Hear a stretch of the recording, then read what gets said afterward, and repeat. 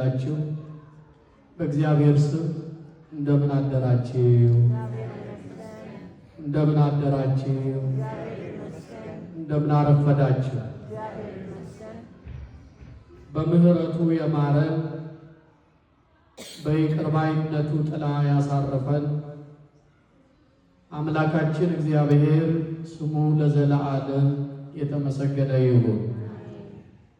የእናታችን የእመቤታችን የወላዲተ ቃል የድንግል ማርያም የእናትነት ቃል ኪዳን ይጠብቀን። የሰማዕቱ የቅዱስ ጊዮርጊስ የመልአኩ የቅዱስ ገብርኤል ጥበቃ ረድኤት ከሁላችን ጋር ይሁን። ምህረትን በቶሎ ታግኘን በሉ እስቲ ሁላችሁ። የዛሬው ኩርፊያችሁ ለካ እውነቱን ነው። የኔነ ከበድ ብሏል ዛሬ። ምህረትን በቶሎ ታግኘን እጅግ ተቸግረናልና። ምንህ ታግኘን? ለምን ተቸግረናልና። ምንህ ታግኘን? ለምን? የሚደንቅ ነው። ዛሬ ቤተ ክርስቲያኒቱ ዘመነ አስተምህሮ የሚባለውን ወቅት አንድ ብላ ስትጀምር የምስጋና ርዕሷ የእግዚአብሔርን ምሕረት ደጅ መጥናት።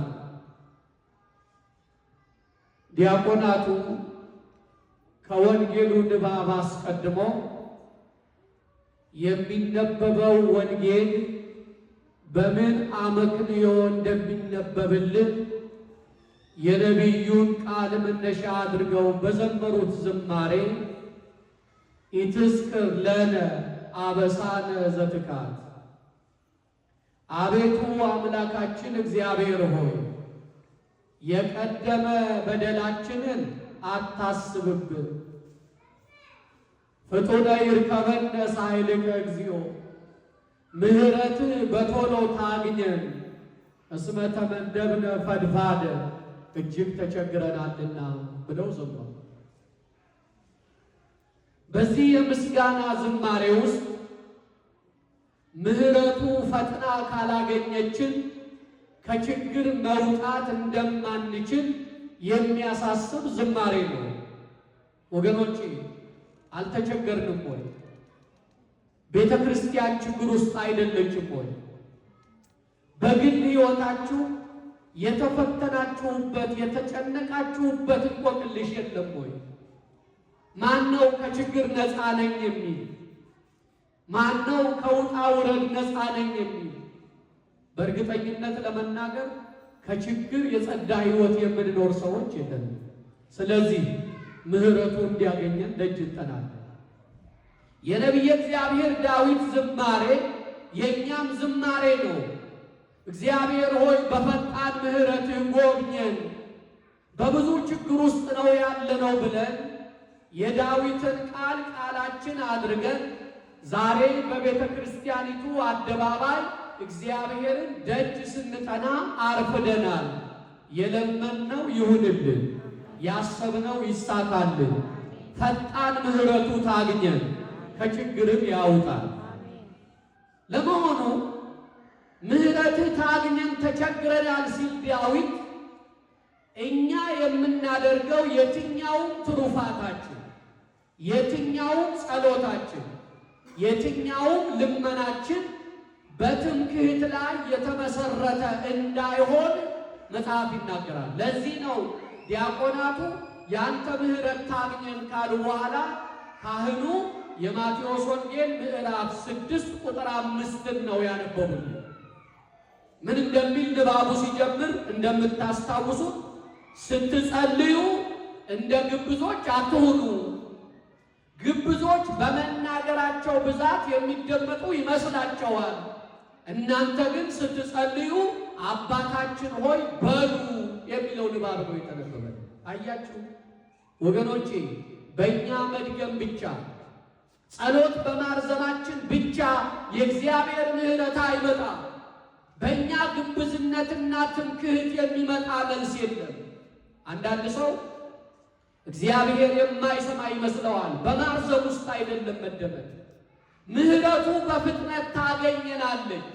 ምሕረቱ እንዲያገኘን ከግብዝነት የወጣ ከትምክህት የወጣ ከእኔ ባይነት የወጣ የእግዚአብሔር ምሕረት ይበልጣል በሚል እምነት ላይ የተመሰረተ ጸሎት አድርጉ ሲል አስተማር። ወገኖቼ ምሕረቱ እንድታገኘን ይቅርታው ከኛ ጋር እንድትሆን ማድረግ ያለብን ነገር በመሐሪነቱ መተማመን። እግዚአብሔር መሐሪ ነው። እግዚአብሔር ይቅር ባይ ነው። በየትኛውም በደል ውስጥ ብንሆን፣ በየትኛውም ስህተት ውስጥ ብንሆን የሚመለስ ልብ ካለን ይቅር ሊለን የታመነ አምላክ ነው። ተቸግሬያለሁ በምህረት ጥላ አሳርፈኝ ካልነው የሚያደምጥ አምላክ ነው።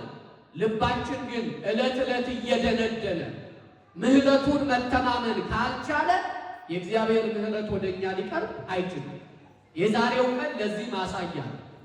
ዛሬ ቤተ ክርስቲያናችን ሰማዕቱ ቅዱስ ጊዮርጊስን ታስበዋል። የቅዱስ ጊዮርጊስ በዓላት ኅዳር 7፣ ጥር 18 እና ሚያዝያ 23 ነው። ዛሬ ኅዳር 7 ቀን ሰማዕቱን ስናስብ የእግዚአብሔርን ምህረት የምናይባቸው ድንቅ ታሪኮች ያደረገበት ዕለት እንደሆነ እንመለከታለን። ሰማዕቱ ቅዱስ ጊዮርጊስ በወጣትነት ስለ ጌታ ከኖሩ ሰማዕታት መካከል አንዱ ነው። በወጣትነት ተጋድሎውን የፈጸመው ለ7 ዓመት፣ ተጋድሎውን የጀመረው በ20 ዓመቱ። ወገኖቼ ወጣትነት በእግዚአብሔር ጸጋ ሲሸፈን፣ በእግዚአብሔር ሞገስ ሲከለል እንዴት ደስ ይላል! ወጣትነት በእግዚአብሔር ሐሳብ ላይ ተመስርቶ መኖር ከተቻለበት የጸጋ ጊዜ ነው። ወጣትነት ለ7 ዓመት ተጋድሎ ፈጽሟል። የእግዚአብሔርን ምህረት ተማምኖ ያልከወነው ነገር የለም። በመሐሪነቱ ላይ በመደገፉ ያላሳየው ተአምር የለም።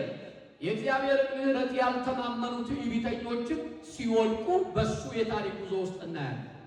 ዛሬ ቤተ ክርስቲያናችን ይሄንን ሰማዕት የምታስበው በሁለት ምክንያት። አንደኛው በብዙ ሲያሰቃዩት ከኖሩ በኋላ በሁሉም ስቃይ ድል እንዳላደረጉት ባዩ ጊዜ በዚያ ዘመን የነበረው በዘመነ ሰማዕታት ሰማዕቱን ያስጨንቅ የነበረው ዲዮቅልጥያኖስ አንድ ነገር እንዲደረግ አዘዘ። ቀዳ የምታለብሰው ቆርሳ የምታጎርሰው የሌላት ድሃ እናት ቤት እንዲታሰር። እዚያች ድሃ ቤት ውስጥ ምግብ አይታሰብም። 6 ቀን ምግብ እንዳይበላ አድርገው በ6ኛው ቀን የምግብ አማራጭ ወደ ሌላት የድሆች ሁሉ ድሃ ተብላ በከተማው የተሰየመች አንዲት እናት ቤት ወስደው አሰሩ። አንዳንዱ ድህነት ምግብ እየበላ ጤና ማጣት ሊሆን ይችላል። አንዳንዱ ድህነት ጤና እያለ የሚበላ ማጣት ሊሆን ይችላል። እዚህች እናት ቤት ምንም አይነት ነገር የለም። የመጨረሻይቱ ድሃ ናት። የእግዚአብሔር ምህረት ፈጥና የምታገኘው የእግዚአብሔር ሰማዕት መሆኑ አላወቁም። ወገኖቼ በየትኛውም ችግር ውስጥ ስትሆኑ ምህረት ታግኘኝ በሉት። በዛሬው ጸሎት የእግዚአብሔር ምህረት ያገኛችሁ ዕለት ምንም የለም በተባለበት ቦታ ታላቅ ጸጋና በረከት ታገኛላችሁ። ድሃይቱ ቤት ወስደው ከጎጆዋ ምሰሶ ጋር ሰማዕቱን አሰሩት። ጥለውት ሄዱ። ከምሰሶ ጋር ግጥም አድርገው አስረውታል። ይሄ እስራት ስለ ክርስቶስ ኢየሱስ ፍቅር የሆነ እስራት፣ ይሄ እስራት ጌታዬን አልክድም በማለቱ የመጣ እስራት ነው። ይሄ እስራት መሐሪ አምላኬን ጥዬ ወዴትም አልሄድም ብሎ በመጽናቱ የገጠመው እስራት ነው። አሰሩት። እነሱ ከሄዱ በኋላ ያችን እናት ጥያቄ ጠየቃት። ሰማዕቱ የሚበላ አለሽ አላት። 6 ቀን አልበላም ብያቸው እኔ ቤት እንጀራ አይታሰብም አለች። 6 ቀን አልበላሁም አላት። ድሃይቱ ይሄን ቃል ስትሰማ መታገስ አልቻለች። 6 ቀን ያልበላ ሰው እንዴት አምጥተው ቤቴ ያስራሉ ብላ ወጥቼ ለምኛ አበላሃለሁ ብላ አኩፋዳ ይዛ ከቤቷ ለልመና ወጣች።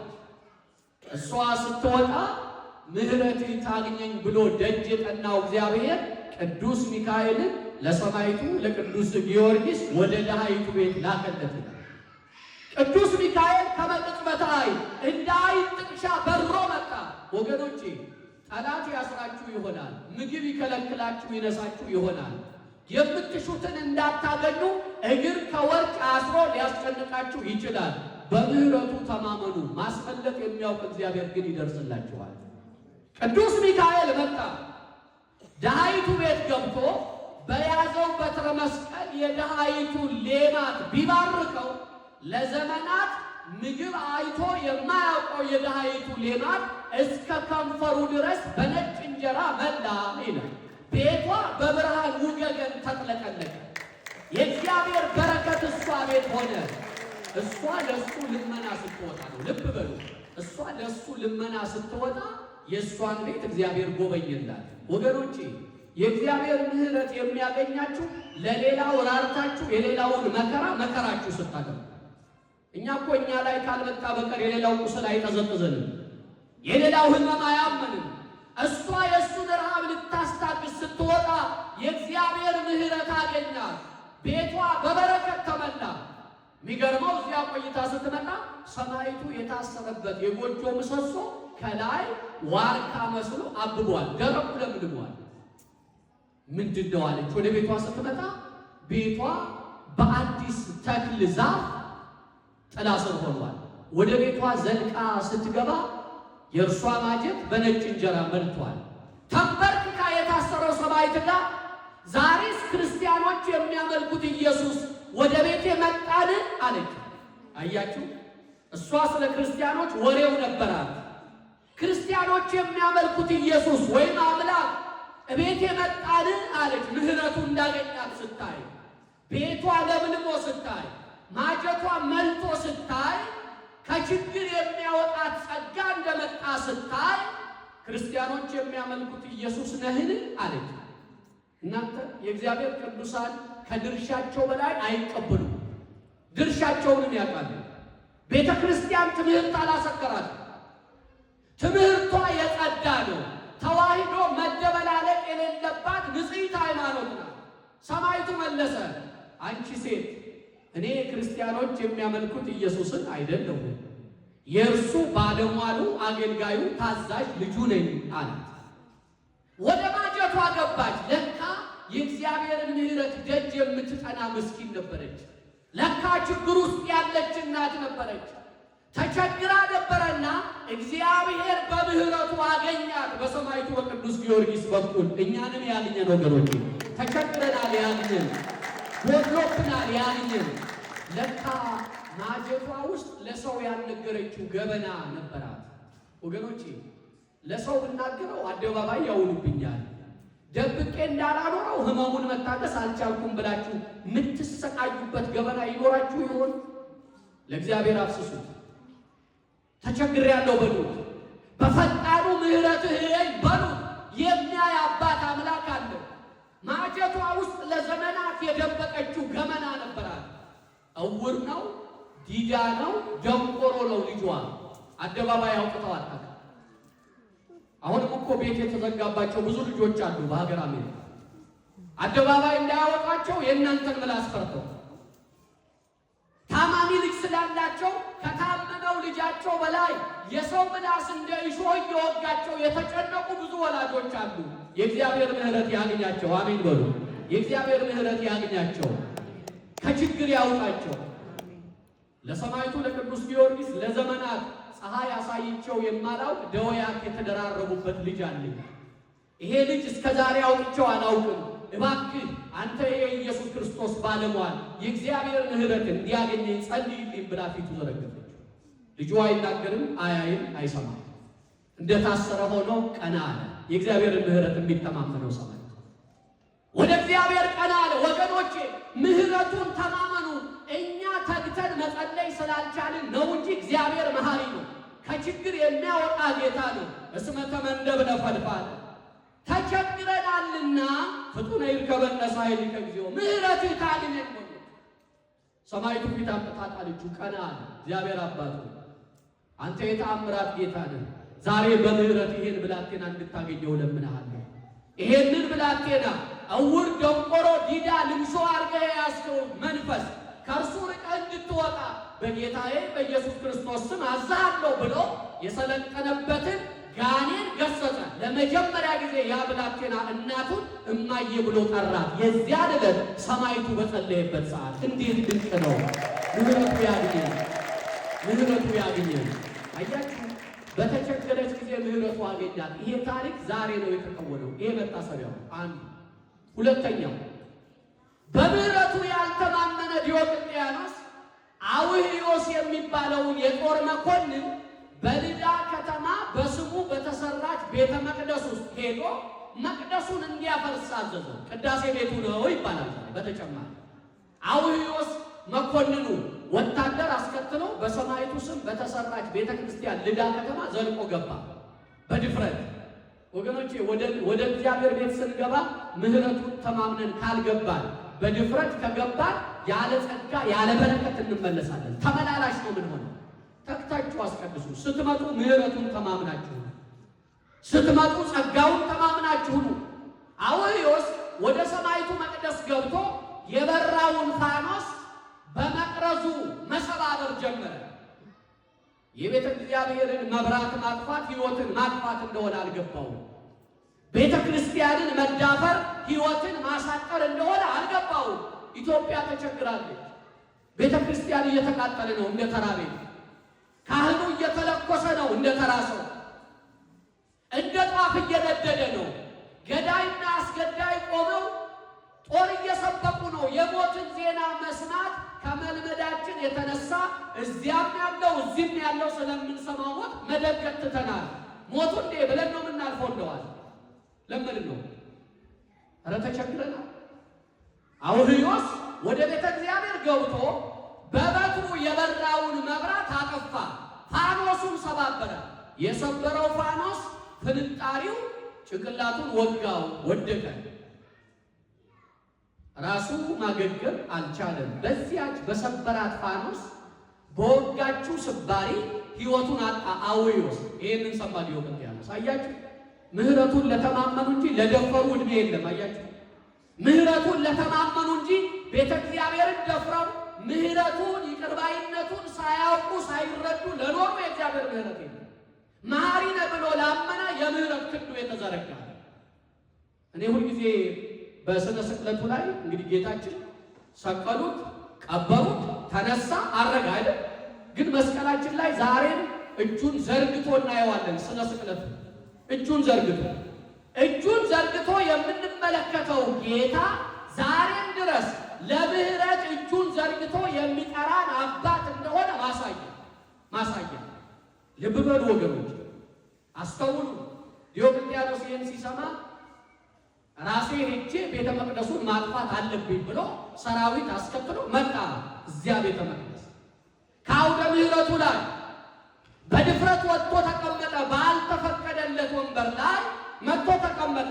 መልአከ እግዚአብሔር ከወንበር ላይ ገፍቶ ጣለው ይላል። እንዲያውም 7 ዓመት እምቡዘ ልብ ሆኖ ልቡ ከርቶት አይምሮ ተነስቶት ቁራሽ እየለመነ ሲንከራተት ኖሮ ነው የሞተው። እግዚአብሔር ይጠብቃል ወገኖች። በየትኛውም ችግር ውስጥ ስንሆን ምህረት ታግኘኝ ብላችሁ ጸልዩ። ይሄ ታሪክ የተከወነበት ቀን ነው ዛሬ። የዛሬ ሳምንት ቀጠሮ ሰጥቻችሁ ነበር አይደል? ቅዱስ ጊዮርጊስ ነው እንዳትጠጉ። ሳምንትም አቡነ አረጋዊ ናቸው። ሰንበትን በዚህ ሞገስ አስቀድሱ ወገኖች። በየሰንበቱ መተን በቤተ እግዚአብሔር መቆማችን የእግዚአብሔር ምህረት እንዲያገኘን ምክንያታችን ነው። ምን ተማራችሁ ዛሬ? በዚህ ማለዳ እግዚአብሔር ምን ነገረን? ምን ተረዳችሁ? በዚህ ማለዳ እጅግ ተቸግረናልና ምህረትህ በቶሎ ታግኘን ብሎ በጸለየው በዳዊት ጸሎት መነሻነት እግዚአብሔር ምን ነገረን? ያልተቸገርነው ችግር የለም። ችግራችን እንደየመልካችን ይለያል። በየትኛውም ችግር ውስጥ ብንሆን ግን ምህረቱን እንተማመን ነው የዛሬ ዋነኛ መልእክታችን። ምኑን እንተማመን? እግዚአብሔር ምንድን ነው? እግዚአብሔር ምንድን ነው? ምኑን እንተማመን? ወገኖቼ ምህረቱን ተማመን። የሚምር ይቅር የሚል ቸር አምላክ በዙፋኑ አለ። እግዚአብሔር ይማረን። ንስሐ ገብተን ቅዱስ ሥጋውን ክቡር ደሙን ተቀብለን መንግሥቱን እንድንወርስ ይፍቀድልን። ወስብሐት ለእግዚአብሔር። ይቆያል።